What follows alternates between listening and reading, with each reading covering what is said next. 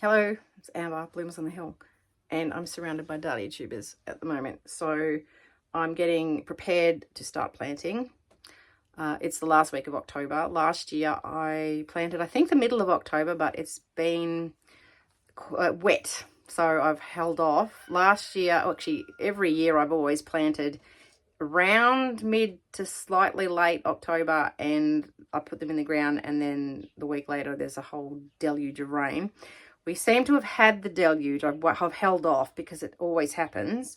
The weekend was very wet. Today was wet this morning, but it's clearing up and the rest of the week is clear. So generally they say for Victoria here in Australia, around Melbourne Cup Day, which is a big horse race, if you don't know, in overseas. And Cup Day, I think, is this weekend. It must be because it's the beginning of November. So I want to get organised this week. The weather's finding up and I want to get them in the ground. So this year I'm doing things a little bit differently. I've sorted all these bags. There's more under the house and still some out there that I need to sort out, but I'm just collating them into boxes into the groups that I'm going to be planting them. So if you're interested, last year I planted my dahlias in rainbow colour order. I think a lot of people do that. It does make ease of harvesting if you're going for, say, wedding colours, and then you're going to get the white ones and then the pink ones, or whatever you're going to do. They're all in one area. But I'm going to mix it up this year, and colours are going to be they're going to be everywhere. I thought I would plant in order of those that are the best cut flowers, keep those together, because it will make it easy when harvesting for the bakery. I can just go through, and because usually I do that late afternoon for the next day, or sometimes even in the morning, and I can just go through one bit and then get all the good cut ones that they last well, that hold together well, particularly for the bakery, because it does get a bit warm in there. You want something that's going to last. Also, I'd like good cut ones for farmers markets, so they can all stay together. Then I'm going to have ones that are okay cuts, or ones that I'm not sure about, and also the ones that are still really beautiful varieties. And then I've got the smaller plants. They'll be together. They include anemone types and collarettes and that sort of thing. There's a few orchid types in there too. There's not really any singles, but yeah, the smaller ones, then they need to be on the north side of the patch, because in Australia, obviously, that's where the sun comes from, the north, so they don't need to be overshadowed by any bigger plants. And then I've got cactus types will be together, the larger ones, so the dinner plate ones, and a few of those really large decoratives like West Coast and Winky Cinnamon, that kind of thing. Then I've got ones that aren't great cuts, but they're still pretty in the garden, and I'll just keep those in one area because they tend to not get touched so much, and I usually just go around a deadhead. There are, in amongst that, there's ones that are popular as tubers, so depending on how popular they are was how many I'll plant. So I have them for tuber sales for next year, but they can all just stay together. And yeah, that'll be an area of my paddock that will probably be attended less, but if I keep them all together, that makes that a lot easier. And then I've got new dahlias, so there's 15 of those for this season, and then I'm going to have my seedlings together as well. So there's 5 seedlings that are second year ones, and there's one that's actually, its working name, it's actually under my name. I call it Amber Simone at the moment, but it won't be called that. But it's as old as my Blooms, Imogen, Elsie, and Mummy Pig. So I just wanted to grow it out for another year and see what it did. It actually behaved better last year, so I want to grow it out again and see what it does.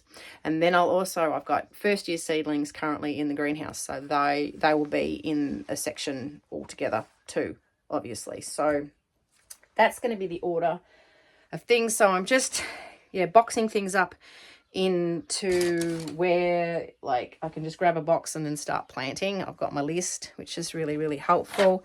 So that took me a little bit to sort that out.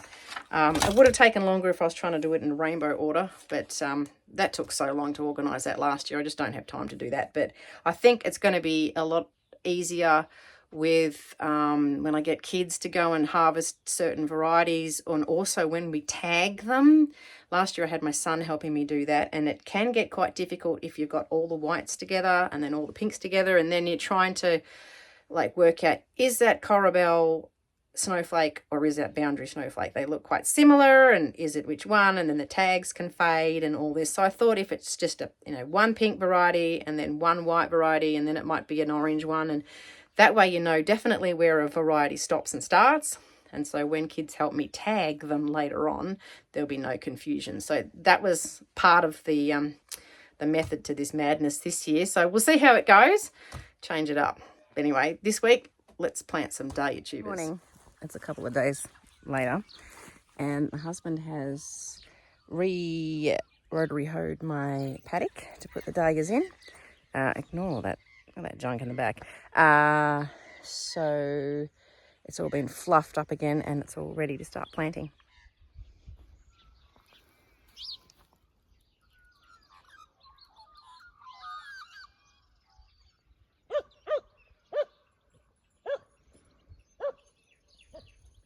Okay, I've been out this morning, so now I'm back, and I'm going to start this mammoth task. You just stand here staring at this.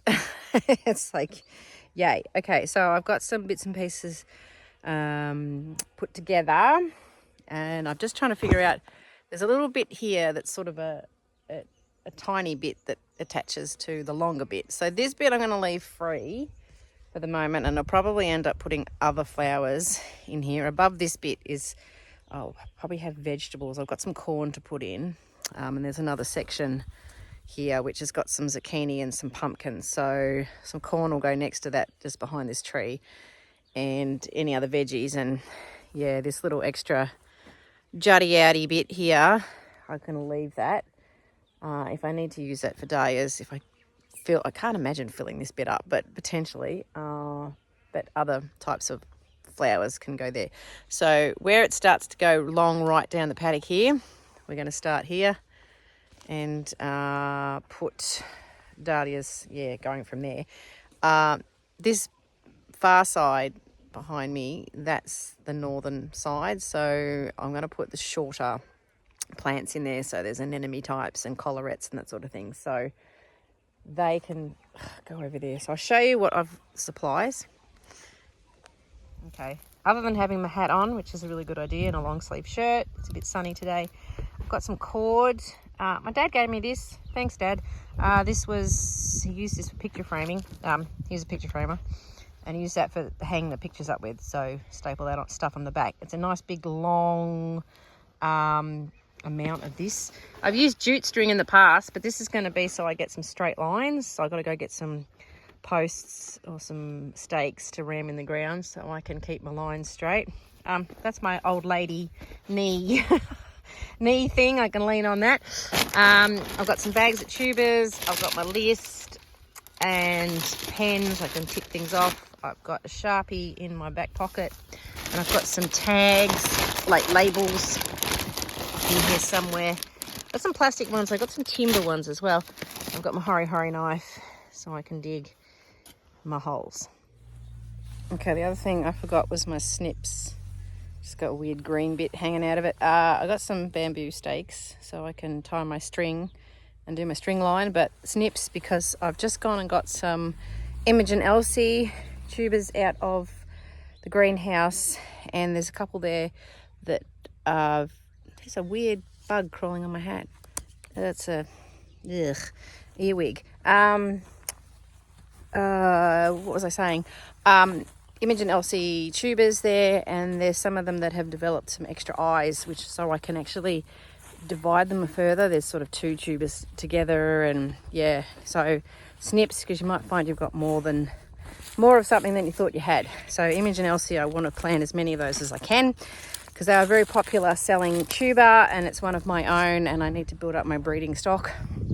So yep, we're gonna tie some string, and I also need my snips to cut the string, and then we're going to get going. Whew, it's going to be a big job.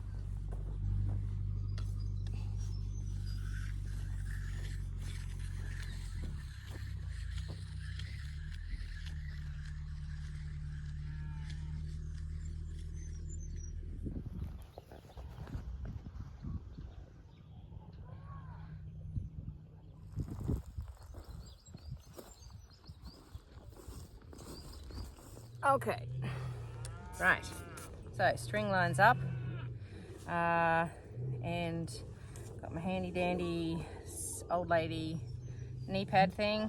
You'll need it after a while, and we just get going with the planting. So I use a hori knife. The neighbour's moving cattle, so that's why my bull is making a noise, and the dog. See the dog there's watching what's going on. So hole about 10 centimetres deep. Now I'm going to put my, can you hear Spencer? You hear that? He's growling because he's, what are you complaining about? Now he's going to paw the ground and he's flicking dirt up everywhere. My spacing in my row, I put them 30 centimetres apart. It's pretty close. It helps hold them, they held each other up a bit. I'm hoping to corral them this year, if I can manage to get my hands on enough posts and hay band, but I have good intentions every year and then it never happens, but I'd love to get around to corralling them this year. Generally, I don't lose many. Not many fall over, but perhaps I might, if I don't get around to that, just stake those individual ones that are bigger, because it's really only like a crazy bit of wind, which we get crazy wind here quite often. That's really the only thing that kind of topples them. So anyway, 30 centimetres apart, and then I have a double, so I have 2 rows in a bed, and I make those 45 centimetres apart going that way. So and then I have the pathway. In the past, last year, it was still too narrow. I can't remember what I did. I think it might have been 90 centimetres. I think I need to go, obviously, bigger. You always feel bad about putting pathways in because you think, oh, I'm taking up planting space, but you end up having to wend your way through them, and I think having a bit of clear pathway space is a good idea, particularly in Australia, where I had like snakes going through my dahlias last year, and if you can't really see what's going on, so you need to see where you're walking. Anyway, hole 10 centimetres deep, and then obviously you just put your tuber in with, if there's any shoots, obviously facing upwards, you put them in horizontally like that, and that's really about all there is to it. Alright, so digging the hole with one hand. This soil is lovely and fluffy since my husband fluffed it up again for me last night. Thank you, sweetheart. It's brilliant. And then tuber goes in just like that, and then bury it over. And that's all there is to it. So you don't need to water it in. Rain falls, obviously, okay, you can't control that. Hopefully we're not going to get too many more deluges of rain like we have had over the last week. And then I'll just move on down. I have got a ruler in my bag, and I'll go every 30 centimetres, but I'm going to dig holes, pop them in, and then I'll come back at the end and cover them up. I find that's just easier because then I know where I've been. Okay, so we've got 15 of that variety in. So label, and I'm just going to write the name. So I'm going to put Imogen Elsie on there, and I'm going to put the number 15 as well, just so I know how many I've got. As I said, I'm going to plant in order of best cuts.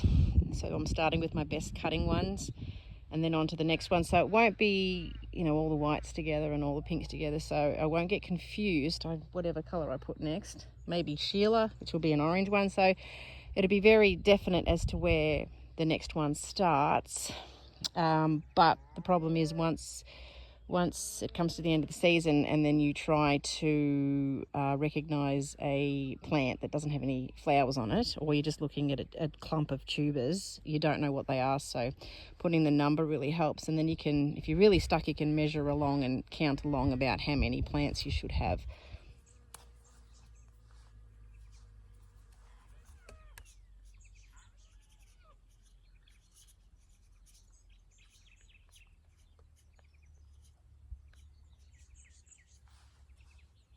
So hopefully that won't fade too much. I might actually face it towards the south so it doesn't get the sun on it.